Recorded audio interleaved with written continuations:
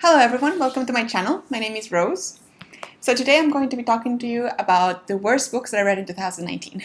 So these, as I said, are the worst books that I read, not that were published in 2019. And obviously this is my subjective opinion, and I would like to see if you agree or not. I think that with some of these, definitely you will disagree, because I know there are some books that I thoroughly disliked that are actually highly praised. And I have discussion with friends that have loved them, and I just couldn't. But well, I'm just gonna share it with you. So first of all, it's one that I actually have here, physical form, finally, which is Le Prix d'un Baiser by Burrowes. And this actually is not even a French author. I just picked it up in Paris, in the train station. I just wanted to pick up a book and read it in the train and stuff, but I barely had any time because the train was about to leave. So I just kind of ran and tried to pick the one that I thought I would like the most, and this cover was so pretty, and I absolutely hated it. It was, first of all, part of a series, even if I couldn't figure out that it was, which I hate when they do that. You know, those books that are not like fantasy, that they go one after the other, they're just romances, but still they belong to the same family of people or the same world. And still, I could notice that there were many hints that I just wasn't getting because I hadn't read the freaking first one of the series, so that's annoying. But also, it was just really boring. Very, very boring. It's about a man and a woman that's historical fiction, and they marry out of convenience for one another. So they are not in love. She wants to stop getting hit on, kind of, and he just also wants to, for, I don't know, another reason. And yeah, and in theory it's that then they fall in love once they're already married. So I like that premise, but in practice it was just so slow and boring. It's not slow, it's just boring. Like, a lot of it was just not even happening between the couple just work stuff and other village stuff. And there was a couple of scenes that did have nice sexual tension, or they were quite cute. But apart from that, it's just, I don't know. It was extremely boring. Yeah, don't read it. Next one is The Gillett Wolves by Roshani Chokshi.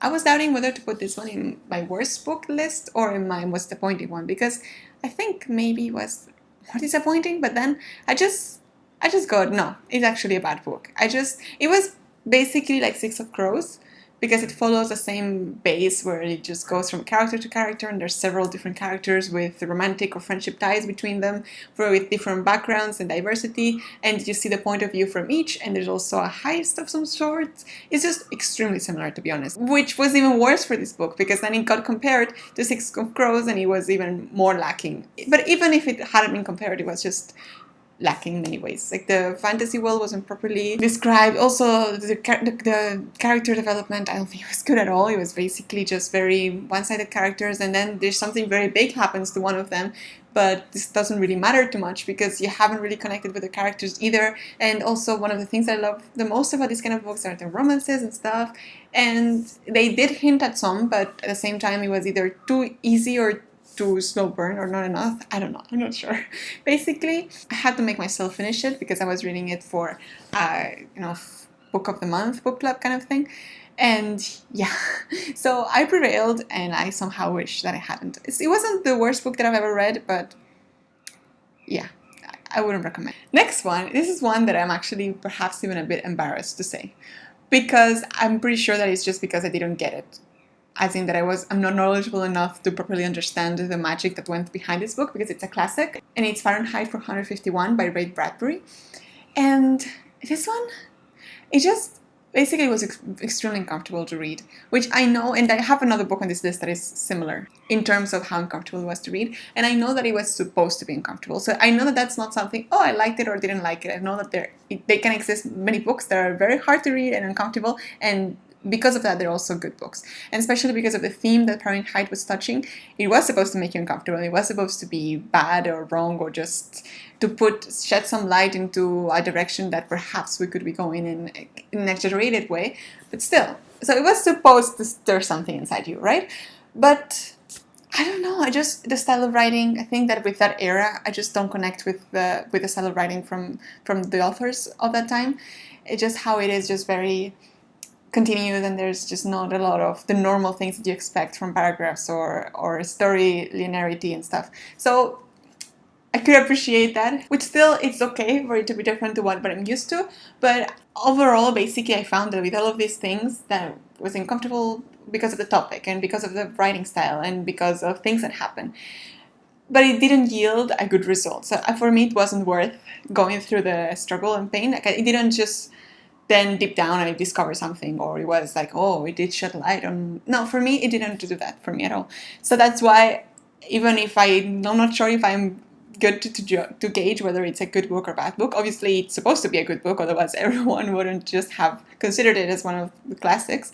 But for me, it didn't get to me, and it was one of the least enjoyable reads for me, and I didn't get anything out of it. So some of them are enjoyable, but you learn, or this one, I just didn't. And my boyfriend, for instance, absolutely loves it, and he thinks that I just simply didn't get it, but I did. Next one is the one that is definitely the worst book I read in the whole year. It's actually the only one that I gave 1 star to, and it's only because I normally wouldn't read a book that is 1 star, because you do just stop reading it.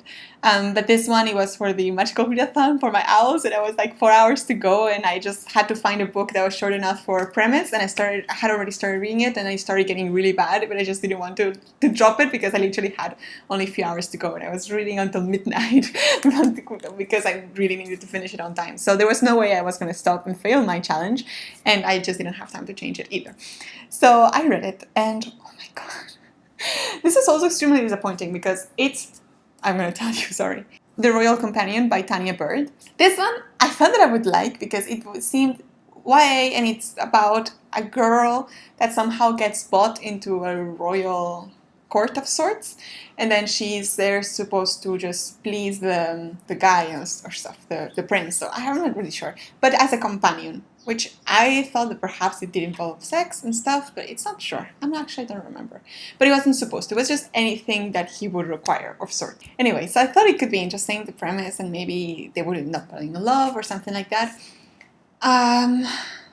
It was absolutely horrible. Horrible, because the way that he treated her was so outrageously wrong, and there are some scenes, and I think that actually, right, and I'm pretty sure that actually, disclaimer, it has a rape scene, I think so. And yeah, oh my god, I just remember, it definitely does, and he was so poorly done, especially what he did, because it's just something that happens, right? And then it happens to her, which is already horrible, and also I didn't like how it was done, but I don't really know how that should ever be done or anything, so that's harder to gauge. But how then the prince that was supposed to be in love with her reacted, oh my god, horrible. And then she had obviously the trauma of having gone through that and then not being able to comfortably do that, even if she is supposed to feel safe with another person and stuff.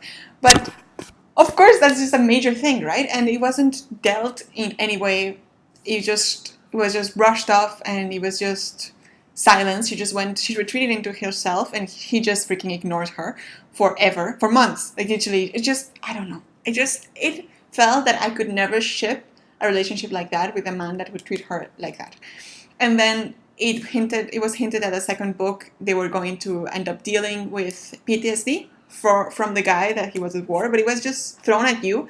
And it's interesting. I would love to see a book that deals with PTSD, but it's just if it's going to be dealt in the same way that rape was dealt in the first book, which is basically non-existent, or actually even worse than non-existent, because it was just, oh my god. I mean, a book can be boring, and that's one thing, but if you make a mistake like this, it's just, how do you expect, worst book. It made me angry. I have never written such an angry review as the one that I wrote for this book. Oh my god, horrible. Then the next book that I read is also one that is similar to Farenheit 451, that is also highly praised, let's say. Never Let Me Go by Kazuo Ishiguro. It was also very uncomfortable to read. This one, I found it extremely dull and boring, because nothing really happens. And I get that what was the purpose of it, of just to show normal life for these people that are different. It's basically about a group of friends that are in school, and it's a weird school, and they don't really know what they are nor their purpose, and people treat them in a weird way. So of course there's a twist afterwards about why they treated him like that, but I didn't find it extremely. It's just, I guess it's because it's done in a way where you suddenly start figuring out more and more, so it's not just one moment where it's like, oh, it's this. You kind of start figuring it out slowly. But I don't know. I thought as well that it was very lackluster, in the sense that it could have done so many more things, because it's a very strange situation, right? About how the world has gotten to a point where this thing, it's possible. And he doesn't explore at all how that came to be. He doesn't explore actually how the people feel about it in either side. It's just like basically just shows a group of people that are just slightly dead inside, which maybe it's a point that he's trying to make, but I don't know. And also he makes you want things from the beginning that never come to be, which is just frustrating for the sake of being frustrating. I'm not sure. I think that there is some quality of life, and that can be shown through writing, of making a story not actually have a happy ending, which is a reflection of real life in many instances, and I think that does have value, but sometimes I do think that if it's gratuitous and you just do it just to, I don't know. I didn't like it. I didn't get much out of it. I absolutely hated it, but I have a couple of friends that found it very interesting, and we've had discussions about the book and stuff, and I can see the value of it, especially for some people, but for me, yeah, it was one of the most, and I hadn't even watched the movie, so it was completely spoiler free for me, and now I don't even want to watch the movie. I tried, and I didn't even last half an hour, and I was half watching, and I'm just, yeah, nope, nothing. And then last one, I made the educated mistake, because I should have known better, of attempting to reading Grey by E.L. James. So basically it's 50 Shades of Grey, but seen through Christian, so the guy's eyes. And they're not good books to begin with, but I did enjoy them, and especially I read them with my best friend, and we were both young at the time, and it was kind of like, woo! So at least you got that, and I did root for them, and I wanted them to get together and stuff. Even, of course, you can then see how toxic the relationship was. But I don't know, I was feeling nostalgic of sorts, and I just wanted to read something really fast that I had already read. And I did read it extremely fast, but mostly it was because it was so insufferable. And I don't know how I managed to actually finish it. I'm surprised I didn't freaking DNF it, but I think it's just that I really wanted to get to some scenes that I knew happened at the end, and I wanted to see his perspective on those scenes.